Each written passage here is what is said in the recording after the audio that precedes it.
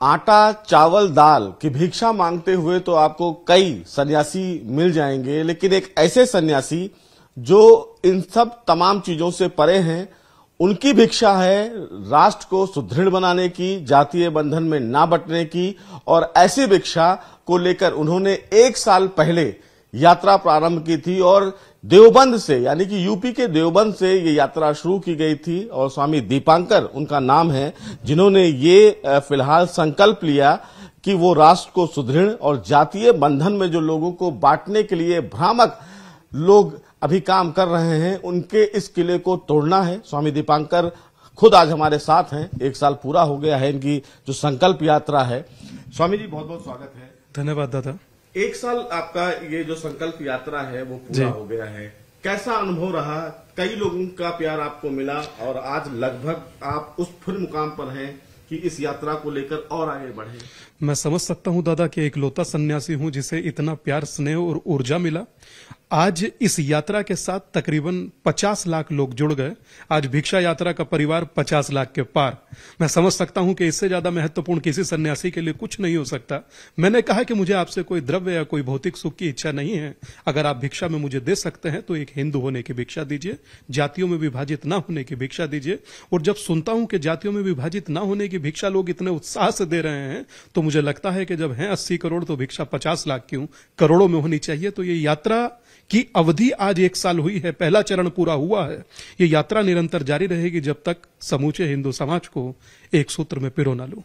आपको लेकर बड़ा विरोधाभास भी है कई लोगों में। वो लगातार ये कह रहे हैं कि ये कैसी यात्रा है। लोगों का ये कहना है कि तोड़ने की जो नीति अभी फिलहाल चल रही है, कि जिस तरह धर्म परिवर्तन देखने को मिल रहा है, एक बड़े लेवल पर ये काम चल रहा है। ऐसे में आपकी यात्रा में भी बड़े संकट आए। कई लोगों ने उसकी कहीं ना कहीं अगर बात करें तो अवहेलना भी की, कई लोगों ने विरोध भी किया। दादा, मैं समझता हूं स्वामी विवेकानंद कहते हैं कि शुरू में आपका उपहास होगा, बाद में आपके साथ अभद्रता होगी और तीसरे नंबर पर विजयी हो जाएंगे। तो अभी मुझे लगता है दूसरा नंबर पूरा हुआ, तीसरा नंबर शुरू होने वाला है। और रही बात, यही मेरे साथ नहीं हुआ। डॉक्टर BR अम्बेडकर चाहते थे जातिवाद ना हो, राम मनोहर लोहिया चाहते थे जातिवाद ना हो। और मुझे याद है संसद के औपचारिक भाषण के बाद 1951 में संसद के औपचारिक भाषण के बाद डॉक्टर BR अम्बेडकर, मौलाना अबुल कलाम आजाद और पंडित जवाहरलाल नेहरू और सरदार पटेल ने कहा था इस देश को जातिगत जनगणना की आवश्यकता नहीं है। 1932 में यरवदा जेल में जब महात्मा गांधी को पता लगा कि कॉमनवेल्थ अवार्ड की अंग्रेजों ने घोषणा किया, तो वो तत्क्षण धरने पर बैठ गए कि मैं जातियों में बंटने नहीं दूंगा। राजीव गांधी स्वप्न देखते थे कि मुझको जाति विहीन समाज चाहिए, मगर आज उनके पुत्र को देखता हूं जब कहते हैं जातिगत जनगणना कराऊंगा तो मेरा दिल दुखता है। और जब आप जातियों में लोगों को बांटेंगे तो कोई सन्यासी खड़ा होगा। आप सनातन के उन्मूलन की बात करेंगे तो कोई सनातन का सन्यासी खड़ा होगा। अगर आप सनातन को HIV कहेंगे तो कोई तो सन्यासी खड़ा होगा। तो मैं तो अपने कर्तव्य का निर्वाह कर रहा हूं, मगर अब देश को तय करना है कि रामचरितमानस की पंक्तियां जलाने वाला पड़ा या घर घर पहुंचाने वाला बड़ा, जोड़ने वाला बड़ा। मैं समझता हूं कि मेरा यात्रा निरंतर जारी है और यह यात्रा रुकेगा नहीं, क्योंकि बिना थके बिना रुके जब 365 दिन का सफर तय हो गया तो मुझे लगता है अब तो कारवा बड़ा हो गया। 3 लोग कमरे में खड़े हैं तो भरा हुआ दिख रहा है। 50 लाख लोग जहां खड़े होंगे वो कैसा नजारा होगा, मेरा देखकर ये मन प्रफुल्लित होता है। तो मुझे लगता है कि आज स्वामी दीपांकर अकेला तो नहीं है, और अकेला कोई हो तो रोके। और ये यात्रा मेरी नहीं है आदरणीय, ये समूचे हिंदू समाज की यात्रा है। और यात्रा इंसान की हो तो रोकिए, महादेव की यात्रा और राष्ट्र के प्रति निर्माण की यात्रा रोकोगे कैसे? अच्छा, कई आप एफिडेविट भी बता रहे थे कि बहुत सारे ये हमारे पास ये आए हैं कुछ एफिडेविट, मतलब हैं ऐसे, ये कुछ ही उठाए हैं तो तकरीबन ये सैकड़ों हजारों की तादाद में। मतलब ये स्वयं से लोग भेज रहे हैं, मैंने नहीं किसी से मांगा मुंगा नहीं, कहीं किसी से कहा नहीं। और ये ये रजिस्टर्ड नोटरी है।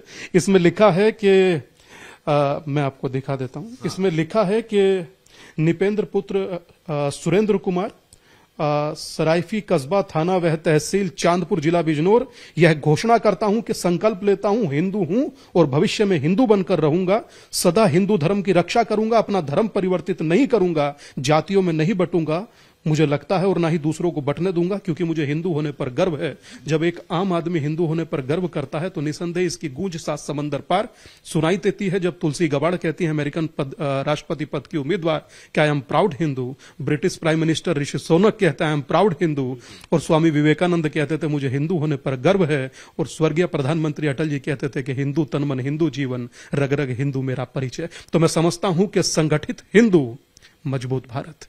तो साफ तौर से ये माना जाए स्वामी जी की कहीं ना कहीं जो ये यात्रा है ये हिंदुत्व और सनातन की ताकत को और बढ़ा रहा है, और जिस तरह लगातार आपका प्रयास आगे बढ़ रहा है, ऐसा लगता है कि आने वाले दिनों में वो तमाम लोग जो हिंदुत्व को लगातार टारगेट करते हैं, हिंदुज्म को HIV कहते हैं, उनके लिए एक बड़ा खतरा होगा। क्योंकि आप जैसे लोग अगर इस प्रकार की यात्रा करते रहेंगे तो निश्चित रूप से एक शील्ड जो है वो जरूर रहेगा और हिंदुत्व को एक ताकत देता रहेगा। देखिए, मुझे लगता है कि हर सन्यासी को अपने धर्म के लिए आगे आना चाहिए। और मैं खाता हिंदू का हूं, पहनता हिंदू का हूं, वस्त्र हिंदू के, कार हिंदू का, मोबाइल हिंदू का, तो हिंदू को नहीं जोड़ू तो जोड़ू इसको।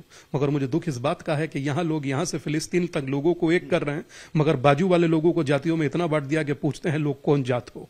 मगर दुख तब होता है कि जब आप जातिगत जनगणना की बात करें, देश को विभाजित करने की कोशिश करते हैं। कभी हिम्मत जुटाकर बोलिए ना कि आपने कभी मुस्लिम में पिछड़ा, अति पिछड़ा, महापिछड़ा किया हो, कभी क्रिश्चियन में पिछड़ा, अति पिछड़ा, पिछड़ा किया हो, कभी बताया हो उनको कि उनके भी सिया, सुन्नी, बरेलवी, देवबंदी, अहले हदीस, कमरिया, घोसी हैं, या कैथलिक, रोमन, डैकलिस और प्रोटेस्टेंट हैं। आपने कभी नहीं बताया, मगर आप हिंदू को बताते हैं कि जाट है, गुजर है, बनिया है, ब्राह्मण है, सैनी है, कुमार है। क्यों भाई?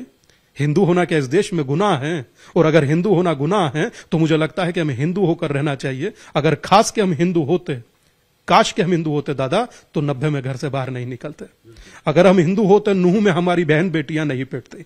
अगर हम हिंदू होते, अपने आप को और अपनों को मरते नहीं देखते।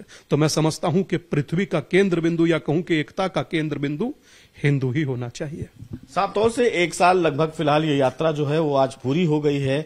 हालांकि इस पूरे मामले में ये भी देखें तो स्वामी जी से एक और सवाल है, एक आखिरी सवाल है कि यात्रा अभी कितने दिन और चलेगी, या लगभग उस यात्रा में क्या क्या किसको किसको जोड़ने का और आगे मैं समझता हूं दादा, कोई इस यात्रा में VIP नहीं है। यात्रा में स्वयं लोग जुड़ रहे हैं, चाहे आम हो चाहे खास हो, हर व्यक्ति स्वयं जुड़ रहा है। और ये यात्रा मेरे जीवन के साथ जुड़ गई। मैं जब तक अपने जीवन को जीऊंगा तब तक जातियों में बटे सनातन को एक करूंगा, और मुझे लगता है यही मेरा कर्तव्य है। महादेव ने यह कार्य मुझे सौंपा है, मैं इस कार्य का श्रद्धापूर्वक निर्वाह करूंगा।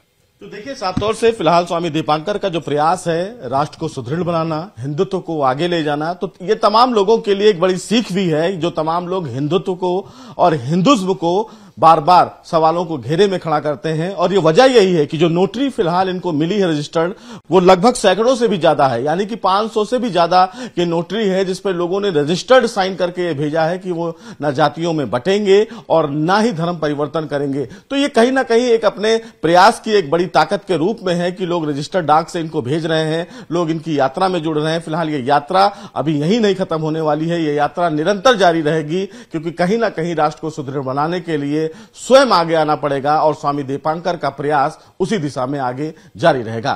कैमरामैन हरीश के साथ सुशील पांडे, न्यूज़ 18 गाजियाबाद।